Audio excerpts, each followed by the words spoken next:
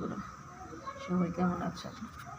একদিনের জ্বরে দেখেন মুখে কিচ্ছু ভাল লাগতেছে না, কিচ্ছু খাইতে পারতেছি না। তো আজকে দুপুরে এই যে মরিচ ভর্তা করছি, শুকনো মরিচ বেশি করে দিয়ে দেখছেন একদম লাল লাল করে পেঁয়াজে ভর্তা করছি খাওয়ার জন্য।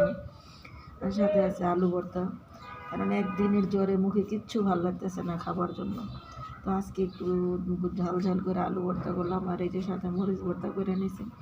আর তার সাথে বেশি করে ধনিয়া পাতা দিয়ে, এই যে আমার এগুলো দেখতেছেন, এগুলো একটু বেশি করে ধনিয়া পাতা দিয়া ঝাল ঝাল করে ডিম বোনা করছি, যে দেখি একটু খাবারটা ভাল লাগে কিনা।